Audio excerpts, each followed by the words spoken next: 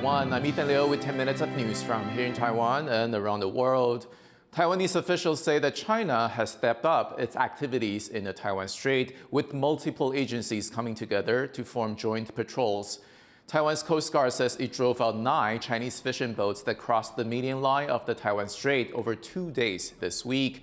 Several Chinese agencies have also teamed up to conduct what they call humanitarian patrols to ensure maritime safety. Exercises like these have increased since 2 Chinese fishers died after their boat overturned in a chase with Taiwan's Coast Guard near the country's Jinmen Islands. Locals may be wary of China's motives, but they are in favor of keeping the ocean safe.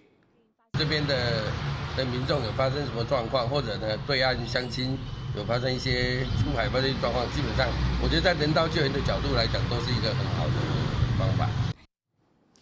The Defense Ministry is under fire for its failure to provide support for soldiers with mental health problems. That's after a special mental health support hotline didn't work. Joyce Zhen has the details. Carrying the weight of Taiwan's sovereignty in the face of an increasingly aggressive China, which has threatened to take Taiwan by force, the pressures facing Taiwan's military fall on the shoulders of its soldiers. Taiwan's military has reported more incidents of self-harm among its members, pushing the Defense Ministry to set up support hotlines. But when some soldiers called for help, they heard this. Hotlines set up by the ministry didn't work here in Taiwan's outlying Jinmen and Matsu Islands, critical defense zones close to China. With the recent suicide of a presidential office guard still fresh in people's minds, lawmakers are now firing back. Records show the guard worked a grueling shift for days in a row before his death. 这2天社会沸沸扬扬都在检讨这个事情了，你们怎么还会自己提供的服务线还是一个空号？然后是我们检讨。 The latest stats show only 14% of the personnel in the military's mental health centers are certified, far less than analysts say is needed. Though the threat from Beijing is very real, having professional help to get through the daily grind of military life is what's lacking.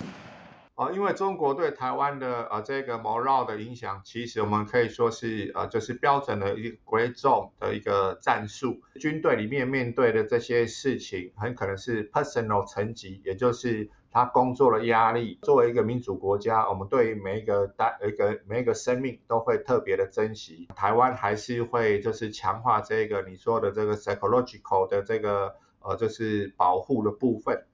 As for the hotline, the Defense Ministry says it should be working now. With their reputation on the line, the Defense Ministry has its work cut out for it if it wants to protect both its personnel and Taiwan. Alex Chen and Joyce Zhen for TaiwanPlus. Police have confirmed that the shooter who attacked the government ministry building early on Thursday was motivated by political dissatisfaction. Authorities confiscated 2 guns from the 54-year-old man who is now in custody. He fired 3 shots in the Ministry of Digital Affairs, damaging the main entrance and walls. Officials say that nobody was hurt in the incident. The man posted on Facebook before his attack, making anti-government statements and accusing the Digital Ministry of propaganda. Taiwan's opposition Kuomintang has put forth amendments to the country's nuclear energy law, which would extend the lifespan of a nuclear power plant. But the prospect of continuing to use atomic energy doesn't sit well with some. Leslie Liao reports.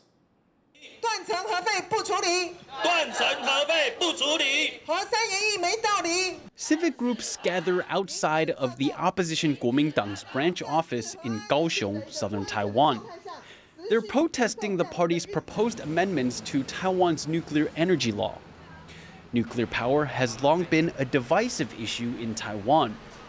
The ruling Democratic Progressive Party, or DPP, has committed to abolishing atomic energy, calling it unsafe and pointing to the complicated problem of dealing with radioactive waste. However, Taiwan's president-elect Lai Ching-te, also from the DPP, says he would consider extending nuclear power use if it can be guaranteed safe. That's a practical response to the ongoing energy shortages that Taiwan faces. The opposition supports using nuclear energy to make up the shortfall and bridge the gap until renewables can scale up. Kuomintang legislators want to extend the lifespan of the Ma'anshan nuclear power plant on Taiwan's southern coast, which is scheduled to be decommissioned next year. Protesters say an extension would be irresponsible. They say the Ma'anshan plant is surrounded by active fault lines, and the potential for earthquakes makes it too risky to run. The protesters say the Kuomintang should look to alternative power sources. 国民党其实应该好好把心思放在能源的转型上面，放在智慧电网上面，因为这样子才是对台湾长治久安的。 Protesters also say Taiwan doesn't have a proper plan to handle nuclear waste. They say extending the plant's lifespan without a safe way to dispose of waste is just kicking a toxic can down the road. 核废料的问题到现在都还没有办法解决。如果继续延役的话，其实我们会制造更多的核废料，去把这些问题丢给下一代。我们认为这是一个不负责任的能源使用的行为。Atomic energy is a small source of power for Taiwan, making up less than 10% of the total energy mix. Despite its small size, its impact on society is large, splintering the public like the fault lines beneath the Ma'anshan nuclear plant. But these are battle lines drawn in a literal struggle for power. Patrick Sun and Leslie Liao for TaiwanPlus. Cannabis busts are on the rise in Taiwan. Even its regional neighbors such as Thailand have decriminalized the plant. But as reporter Chris Gorin explains, Taiwan's government is no fan of legalization. Long-standing restrictions on cannabis are being eased in many countries around the world, with some having decriminalized or even legalized its possession and sale. Taiwan is not one of those countries. But its use in the country may be on the rise. According to the Justice Ministry's Investigation Bureau, over the last decade, the amount of cannabis seized by law enforcement has increased by nearly 20-fold. 本来大麻是在5名之后，目前已经上升到第4名，所以确实吸食大麻确实有上升的趋势。 Authorities have also recently charged a host of high-profile celebrities with possessing cannabis, usually in very small quantities. Just this month, the influencer Flora bowed before media and begged for forgiveness after being charged with cannabis possession.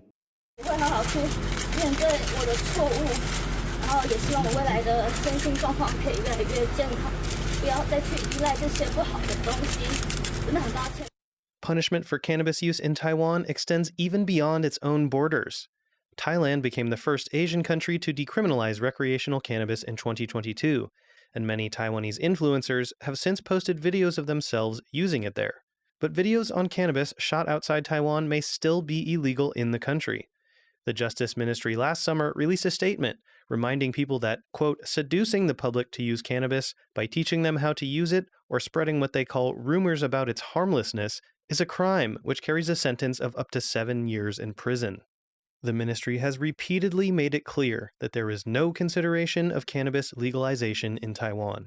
虽然有些团体主张也能够比照外国娱乐用的合法化，但是呢，它确实是危害人体健康很严重，所以并没有开放的这样的一个政策。 Cannabis use may be rising in popularity, but with heavy criminal penalties and barely a whiff of political will, it seems cannabis decriminalization in Taiwan remains a pipe dream. Kaohsiung and Chris Gorin for TaiwanPlus. Thank you for watching What's Up Taiwan. Finally, check out these French servers racing through the streets of Paris in a battle to see who's the fastest. I'm Ethan. You'll take care, and I'll see you next time.